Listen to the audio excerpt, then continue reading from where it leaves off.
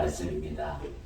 바울의 신앙 고백과 나의 신앙 고백, 이 타이틀을 주님께서 주셨고, 여러분들이 정말로 바울의 신앙 고백을 보면서 들으면서 나의 신앙 고백은 어떤지 한번 점검하는 시간을 가졌으면 좋겠습니다.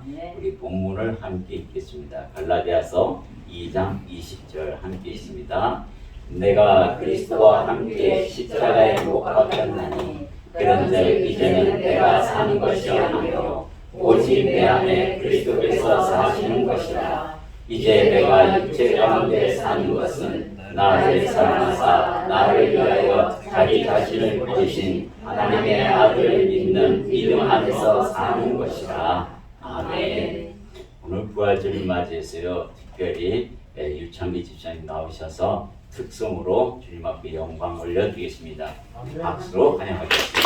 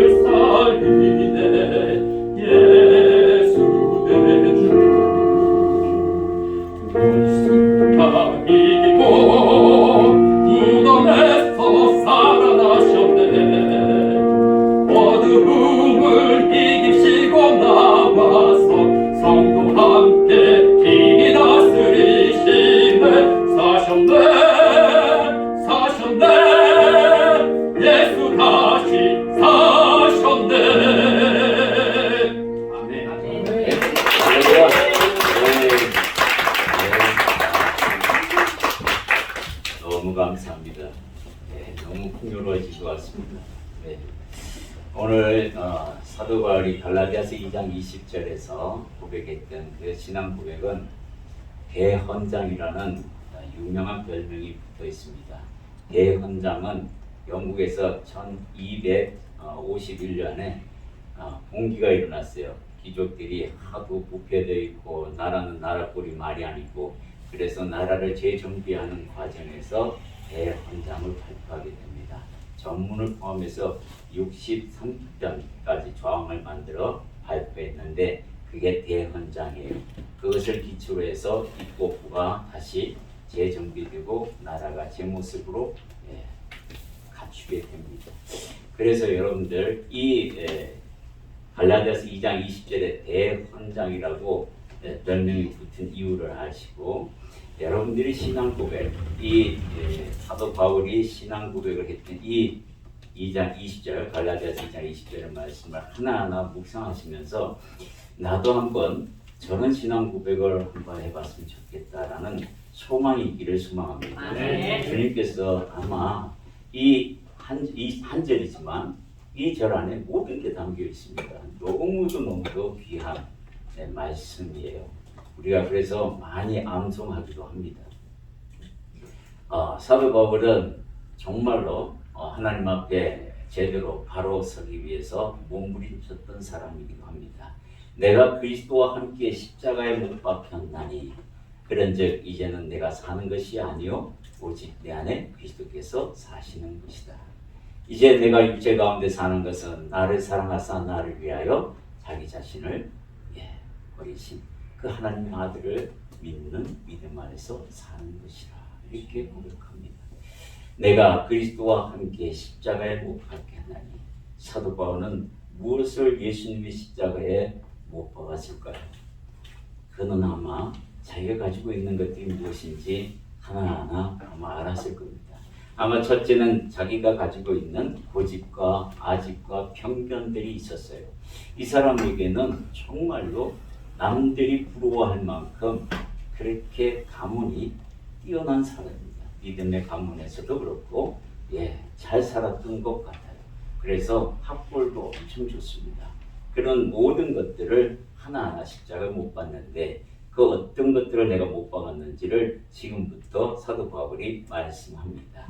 사도행전 22장 3절에서 4절을 보면 나는 유대인으로 길리기아 다소에서 났고 이 성에서 자라 가말리엘의 원하에서 우리 조상들의 율법의 엄한 교훈을 받았고 오늘 너희 모든 사람처럼 하나님께 대하여 열심히 있는 자라 이렇게 소개합니다. 네, 이것을 다 못 박았다는 얘기입니다. 뭐냐면 나는 유대인이다. 너희들이 유대인이라고 그렇게 자부심을 가지고 있지. 나 또한 유대인이야. 이렇게 말하고 있습니다. 바리새인들에게, 사두개인들에게, 서기관들에게 말씀하고 있습니다. 자신 있게 얘기합니다. 나도 이거 너희와 똑같이 가지고 있어. 그리고 우리 이 조상들이 지금까지 가르쳐온 그 율법의 대가 가말리엘의 문화생이었어. 우리 지금으로 얘기하면 하버드대 나왔어, 예일대 나왔어, 서울대 나왔어 이렇게 자랑하고 있는 겁니다. 나한테 학벌 함부로 얘기하지 마. 이 이야기를 자랑 삼아했던 내 과거를 지금 말하고 있는 겁니다. 그래서 하나님의 사랑 너희들 못지않아 너희들보다 더했으면 더했지 덜하지 않는다. 이 이야기를 자신 있게 내뱉고 있는 겁니다. 근데 그 사랑이 잘못되었더라. 그 열심이 내가 잘못되었더라. 그래서 내가 그것을 십자가에 이제 못 박으리라. 이 이야기를 사도 바울이 내심하면서 얘기합니다. 내가 이 돌을 박게 하여 사람을 죽이기까지 하고 남녀를 결박하여 옥에 넘겼노라. 그 열심이 얼마나 열심히 강했으면 컸으면 이 돌을 핍박했다고 합니다. 그리스도 돌을 핍박했다고 이야기하고 있습니다. 잘못된 신앙을 가지면 이렇게 되는 겁니다. 진리를 볼 수가 없게 되고 그 가짜 때문에 진리가 감춰져 버리는 거예요. 사도 바울은 이런 과거를 지금 우리에게 고백하고 있습니다. 부끄러운 과거입니다. 자기에게는 지금 현재에게는 과거에는 자랑 삼아 했던 그런 것들이 지금은 그리스도를 알고 보니 이게 참 부끄러운 일이더라. 이렇게 우리에게 말하고 있습니다. 여러분 마음에 저렇게 사도 바울처럼 내가 지금 자랑 삼아 하고 있는 것들은 없는지 한번 살펴보라고 우리에게 권면합니다. 빌보서 3장 5절에 보면 나는 8일 만에 할례를 받고 이스라엘 족속이요 베냐민 지파요 히브리인 중에 히브리인이요 율법으로는 바리새인이요. 모든 면에 있어서 뭐라고 얘기합니까? 나는 율법대로 살아온 사람이야. 이 이해를 아주 강조하게 이야기합니다. 8일 만에 나 할례 받았어. 너희들도 할례 하지만 나는 율법에 따라서 8일 만에 할례 받은 사람이야. 이스라엘 족속 중에서 베냐민 지파의 한 지파로서 태어난 사람이고 히브리인 중에 히브리냐. 그 무슨 말이에요? 히브리라는 뜻은 강을 건너다는 거예요. 아브라함이 강을 건너 이 히브리족을 만들었는데 그 조상에 내가 그 믿음, 너희들이 좋아하는 그 아브라함의 믿음의 조상, 그 후손이야라고 자랑하는 겁니다. 율법으로는요, 바리새인, 야 너희들 못지않아 이렇게 이야기하고 있는 거예요. 그런 사람이 빌립보서 3장 8절 함께 있습니다. 또한 모든 것을 해로 여기면 내 주 그리스도 예수를 아는 지식이 가장 고상하기 때문이다. 내가 그를 위하여 모든 것을 잃어버리고 배설물로 여기면 그리스도를 얻고, 그리스도를 얻기 위해서 내가 지금 앞에 이 모든 자랑삼아 했던 것들 나 배설물로 여기노라. 아멘. 이렇게 이야기하고 있습니다. 아멘. 여러분들 이렇게 배설물로 쉽게 여길 수 있겠습니까? 내가 서울대 나온 그 자부심으로 내가 지금 살고 있는데, 내가 그때 스카이, 야 너희도 안 넣어봤지? 어디 가면요 떳떳하면 자랑하고 싶은 마음이 요 앞에서 막 왔다 갔다 하지 않습니까? 그죠? 근데 헛벌이도 나쁜 사람은 그걸 감추느라고 또 정신이 없잖아요. 이렇게 왔다 갔다 하고 이런 세상에 살아가는데, 그거 다 필요 없어. 예수 그리스도를 아는 지식 그거 하나만 있으면 아무 문제 없어. 그 모든 것보다 풍요로운 거야. 그거 제대로 알아야 돼 너. 이렇게 우리에게 말하고 있는 겁니다. 그래서 나는 말이야 이러면서 그 모든 것들을 다 버리고 난 새롭게 거듭났다. 이 이야기를 우리에게 선포합니다. 그러니 너희들도 그리스도와 함께 십자가에 못 박혀라. 이렇게 강하게 권면하고 있는 겁니다. 여러분에게 사도 바울이 이제 당신도 십자가에 못 박으라고 하면 무엇을 못 박을 준비가 되어 있나요? 아마 지금까지 살아오면서 한 번도 생각해 보지 않았을 수도 있습니다. 뭘 박아야 되니? 이러면서 그것조차도 생각조차도 안 했던 우리의 신앙 모습을 보게 됩니다. 내 것을 포기하라 라고 되어 있습니다. 내 것을 포기하라. 십자가에 못 박는 것은요, 내 것을 내가 주장하고 싶은 것들을 다 박아버리는 거예요. 버리는 거예요. 여러분들 우리가 살아봐서 알죠? 제가 60평생 살아오면서 내 것 버리기가 얼마나 힘든지 그것 갖고 싸워요. 하물며 사랑하는 아내와 결혼해가지고요, 그 죽번 다툼하고 싶어가지고 그거 싸워가지고 앉고 싶어서 그거 하나 포기 못해가지고 분쟁이 일어나는 경우가 많습니다. 빌립보서 2장 5절에서 7절에 보면 여기 함께 읽겠습니다. 너희 안에 이 마음을 품어라. 곧 그리스도 예수의 마음이니 그는 근본 하나님의 본체시나 하나님과 동등됨을 취할 것으로 여기지 아니하시고 오히려 자기를 비워 종의 형체를 가지사 사람과 같이 되셨고 사람의 모양으로 나타나사 자기를 낮추시고 죽기까지 복종하셨으니 곧 십자가에 죽으시리라. 하나님도 하나님과 동등되신 삼위일체 일체이신 그 하나님도 잠시 내려놓고 우리를 위해 우리 모양으로 죄 있는 모양으로 내려오셨어요. 당신의 모든 것을 포기하시고 내려오셨습니다. 누구 때문에요? 나 때문에. 사랑은 그런 힘이 있습니다. 진짜 내가 사랑한다면 모든 걸 포기할 수가 있게 됩니다. 내가 조금 힘들어도 사랑하는 이가 기뻐하면 그 힘든 게 오히려 기쁨이 됩니다. 그런 것처럼 내 것을 포기할 줄 아는 그런 사랑, 그런 믿음을 사도 바울은 우리에게 권면하고 있습니다. 세 번째는요, 육체의 법을 포기하는 것이다 라고 적어봤어요. 육체의 법, 지금까지 말했던 그런 것들입니다. 육체의 소욕, 이런 것들을 다 못 박는데 우리가 늘 갈등합니다. 이 육체의 소욕과 하나님의 법과 늘 갈등을 해요. 로마서 7장 24절에서 25절에 보면요, 오호라 나는 공고한 사람이로다. 이 사망의 몸에서 누가 나를 건져내랴. 우리 주 예수 그리스도로 말미암아 하나님께 감사하리로다. 그런즉 내 자신이 마음으로는 하나님의 법을, 육신으로는 죄의 법을 섬기노라. 이 갈등을 여러분들은 아마 할 거예요. 참 많이 합니다. 저도 굉장히 많이 합니다. 그때마다 이 사도 바울의 탄식을 생각합니다. 오호라, 오호라. 그 위대한 사람도 오호라 나는 공고하다고 외쳤던 것처럼 나 같은 사람이 오죽하리라.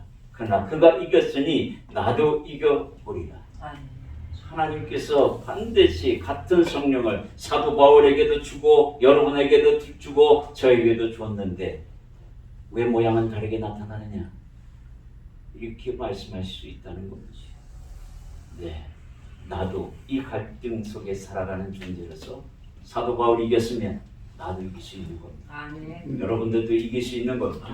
그것을 가지고 소망을 가지고 나가야 합니다. 저 위대한 사도 바울도 갈등 속에 살았던 인물인데 그래 나 같은 사람도 똑같이 갈등을 가질 것이다. 이 갈등을 가진 것에 대해서 여러분 죄의식 가질 필요는 없습니다.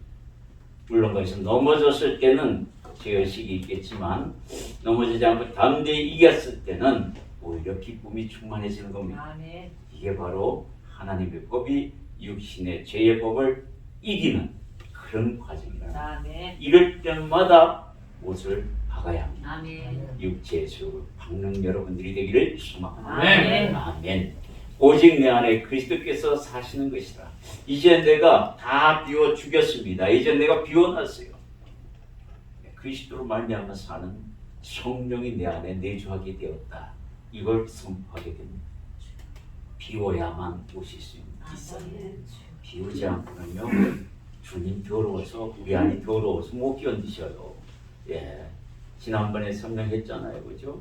예, 우리가 이 마음에 굴뚝 만들면 안 됩니다. 연기 피워가지고 주님 기침 펄럭펄럭하게 만들면 안 되는 거예요, 그죠? 성령이 내 안에 내주하고 있으면 이제는 뭐예요? 성령과 함께 동행하는 삶이 되는 겁니다. 돼야 하는 거고요. 고린도후서 13장 5절 함께 있습니다. 너희는 믿음 안에 있는가? 너희 자신을 시험하고 너희 자신을 확증하라. 예수 그리스도께서 너희 안에 계신 줄을 너희가 스스로 알지 못하느냐? 그렇지 않으면 너희는 버림받은 자니라. 주님은 분명히 우리에게 말씀하셨어요. 내가 너희에게 성령을 보내리라. 그런데 그 성령이 내 안에 있는지 없는지 모르게 행동한다면 그게 바른 신앙이겠습니까? 그건 아니죠. 여러분 안에 하나님이 거짓말하는 사람, 거짓말하신 신이 아니지 않습니까? 여러분에게 분명히 뭐라고 그랬어요? 성령이 너희 안에 있다. 그런데 너는 왜 없는 것처럼 행동하느냐? 이렇게 말씀하고 되물을 수도 있습니다. 우리가 정말로 하나님 앞에서 거듭나고 새로워졌다면 내가 하나님의 자녀답게 살려고 오늘도 노력해야 됩니다. 어제보다 오늘 더 많이 노력해야 됩니다. 네. 그래야 발전이 있습니다. 사도 바울이 우리에게 이렇게 요청하고 있습니다. 오직 내 안에 그리스도께서 사는 인생으로 바꾸라. 죽음을 두려워하지 말라. 복음을 전하는 삶으로 바꾸라. 오로지 앉으나 서나 주님 생각, 앉으나 서나 하나님 영광, 그걸 위하는 삶이라면 변사하게 됩니다. 하나님으로부터 너는 인정받는 것이다 라고 우리에게 권면하고 가르치고 있습니다. 정말로요. 네. 앉으나 서나 노래도 있지만은 앉으나 서나 당신 생각, 주님 생각하셔야 됩니다. 예, 연인 생각하지 마시고 연인 대신 주님 생각으로 바꾸시면 인생이 달라집니다. 아멘. 네, 하나님 말씀만 내 안에 두겠다라는 고백입니다. 네, 내가 그리스도와 함께 십자가 못 박혔나니 하고 그렇게 고백하는 것은 하나님의 말씀만 내 안에 두겠다라고 이야기합니다. 그 이유는 이렇게 말합니다. 시편 119편 9절 말씀만 같이 따라 읽겠습니다. 청년이 무엇으로 그의 행실을 깨끗하게 하니까 주의 말씀만 지킬 따름이니라. 말씀으로 우리가 깨끗해질 수 있다라는 거예요. 말씀을 내 안에 두는 여러분이 되기를 소망합니다. 말씀 두시면요, 정말로 어려울 때 이 말씀이 내게 지팡이가 돼서 일어나게 됩니다. 정말이에요. 네, 우리 청년들도 여기 있습니다. 엄마 아빠가 성경 부지런히 읽으라 할 때 읽으세요. 그건 하나님의 음성이라 생각하고 읽으시기 바랍니다. 그때가 읽을 때입니다. 암송하라 그러면 여기 목회자가 암송하라 그러면 암송하십시오. 그때가 암송할 때입니다. 네, 그러면 여러분의 인생이요, 지금은 그 암송하기가 귀찮고 힘들지만 그러나 그게 지팡이가 되어서 내 삶에 윤택함을 가지고 옵니다. 방향을 잃을 때가 있습니다. 그때는 어떻게 됩니까? 그 말씀이 나의 등불이 되는 겁니다. 아멘. 그것을 사도 바울은 경험했기 때문에 우리에게 분명히 말하고 있습니다. 베드로의 잘못을 책망하는 믿음까지 성장했어요. 이 사건을 여러분들은 아마 아실 겁니다. 베드로가 잘못을 했어요. 그것을 들었습니다. 그래서 뭐 하냐면 베드로를 대면하여서 이 입방아 이 뒷담화에 치지 않습니다. 그분은 바로 대면 찾아가서 이야기하는 겁니다. 그 말씀을 한번 읽겠습니다. 갈라디아서 2장 11절 함께 있습니다. 게바가 아이에게 들었을 때에 책망받을 일이 있기로 내가 그를 대면하여 책망하였다. 이 책망받을 일이 뭐냐면 야고보의 어떤 무리들이 함께 이렇게 식사를 했는데 이방인들과 함께 식사를 했는 모양이에요. 그때 할례자가 갑자기 방문한다는 소식을 듣고는 베드로가 뒷문으로 도망갑니다. 밥 먹다 말고 도망가요. 이 이야기를 사도 바울이 들은 겁니다. 어찌 그럴 수 있느냐? 네가 어찌 그럴 수 있느냐라고 얘기합니다. 적어도 예수 그리스도의 최고의 제자가 할례자가 무서워서 이방인과 밥 먹다 말고 그들에게 한 소리 들을까 봐 도망을 가. 그게 바른 믿음이냐? 라고 이야기하는 겁니다. 사도 바울이요, 이렇게 대면해서 잘못된 것에 대하여 분명하게 책망을 하는 그런 믿음까지 갑니다. 그건 뭐예요? 내가 하나님 앞에서 부끄럽지 않게 되었다라고 자신 있는 믿음이 생긴 거예요. 그것을 가지고 분명하게 제1사도에게 말하고 있는 그 담대함.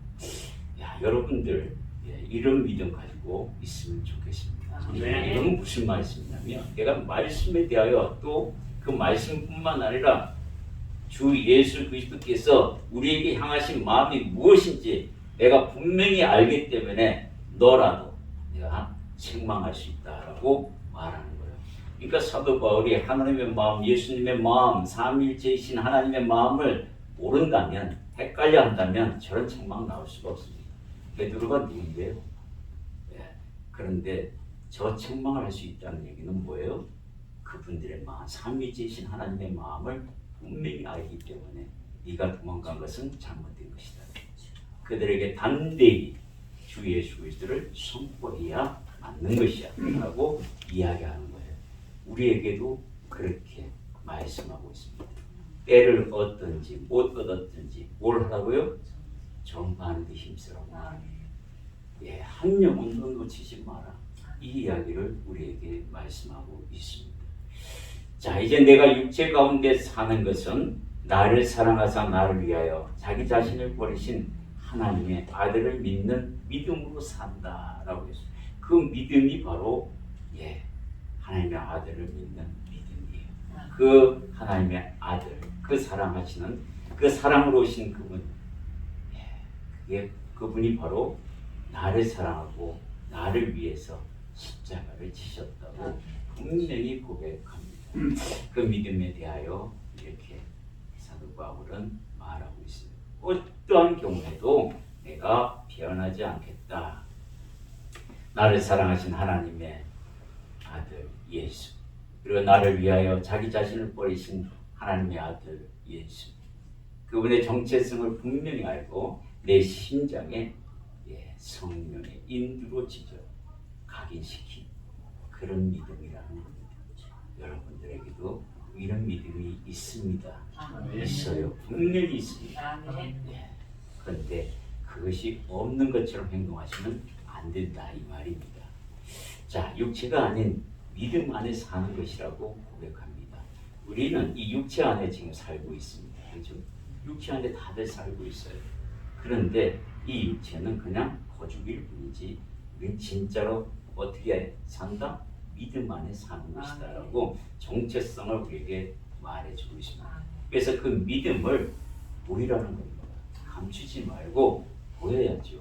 그래야 믿지 않는 자들이 우리를 보고 아 예수가 계시구나 이렇게 되는 거 아닙니까? 감추지 말라 이 얘기를 하고 있습니다. 여러분에게 묻습니다. 여러분에게는 어떤 믿음이 있습니까? 사도 바울이 믿는 예수입니까? 아니면 다른 복음입니까? 네, 이 말씀에 대하여 갈라디아서에서 이렇게 말씀하고 있습니다. 갈라디아서 1장 7절의 말씀 함께 읽어볼까요? 다른 복음은 없나니 다만 어떤 사람들이 너희를 교란하여 그리스도의 복음을 발견하게 하려 합니다. 고린도후서 11장 4절의 말씀에 함께 있습니다. 만일 누가 가서 우리가 전파하지 아니한 다른 예수를 전파하거나 혹은 너희가 받지 아니한 다른 복음을 받게 하거나 혹은 너희가 받지 아니한 다른 복음을 받게 할 때에는 너희가 잘도 용납하는 이 말씀이 참 와닿습니다. 매스컴을 보십시오. 신천지 떠들어대고 하나님의 교회 여호와 주님 다 이단이라고 아예 대놓고 이야기하는데 거기 왜 가는 거예요 대체? 다른 복음은 없다라고 분명히 성경에서 말하는 이건 사도 바울의 개인의 말이 아닙니다. 사도 바울을 통해서 주님이 하시는 말씀이에요. 그런데 왜 거기 가가지고 다른 복음을 듣고 그 다른 복음을 가지고 또 다른 사람을 지옥으로 인도하냐 이 말입니다. 너나 잘 믿지, 너나 잘하지, 그러지. 왜 있는 사람마저 지옥으로 끌고 가는지 그들을 보면은 참 많이 가슴 아픕니다. 이 코로나19로 인해서 신천지가 아예 드러났습니다. 바닷속에 있다가 이제 완전히 드러나서 자기 신천지라고 떠돌아다니는 그런 환경이 되어버렸었죠. 어쩌다가 이렇게 됐는지 참 그들의 인정을 보면 진짜를 믿으라고 권면하면 안 믿어요. 그런데 다른 복음을 받게 하면 진짜 자도 용납하는구나 하고 사도 바울 이 말씀을 한번 들려줬으면 좋겠어요. 그런데 그들을 우리가 정말 품어야 될 것인가 버려야 될 것인가 우리 또한 고민이 됩니다. 그러나 여러분들 그 영혼도 불쌍히 여기는 것은 맞습니다. 그 영혼들을 불쌍히 여기고 기도하는 것도 맞습니다. 하셔야 합니다. 그들이 우리한테 접근해서 그들의 복음을 소개할 때 우리의 참 복음을 말씀해 줘야 합니다. 해주는데 안 들으려고 하면 두세 번까지는 하되 그가 문을 닫으면 너는 피하라 이렇게 성경은 가르칩니다. 그 말씀대로 하면 됩니다. 괜히 싸워서 이렇게 육두문자까지 가지 마시고 그냥 피하시고 네 알겠습니다 하고 그냥 보내시면 됩니다. 괜히 싸울 필요가 없는 것 같습니다. 갈라디아서 1장 8절 함께 있습니다. 그러나 우리나 혹은 하늘로부터 온 천사라도 우리가 너희에게 전한 복음 외에 다른 복음을 전하면 저주를 받을 것이다. 사도 바울은 뭐라고 얘기합니까? 저주받는다. 분명히 이야기합니다.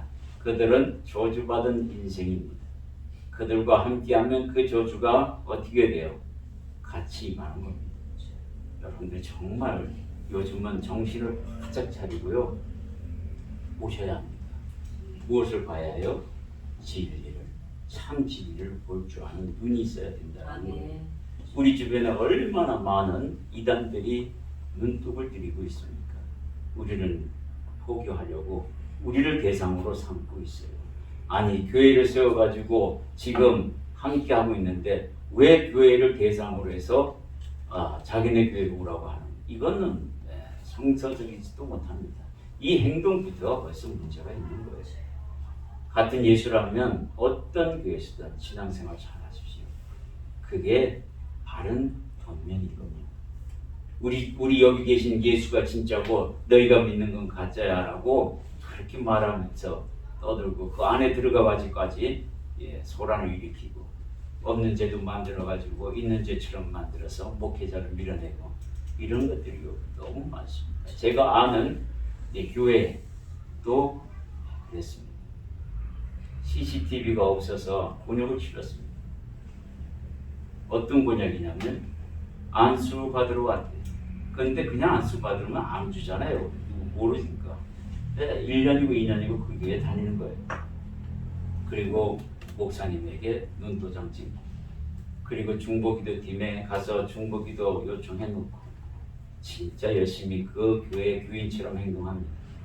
그리고 난 뒤에 어느 날 시간이 돼서 제게 고민이 있다고 상담하고 목회자를 찾습니다. 그럼 목회자 만날 수밖에 없어요.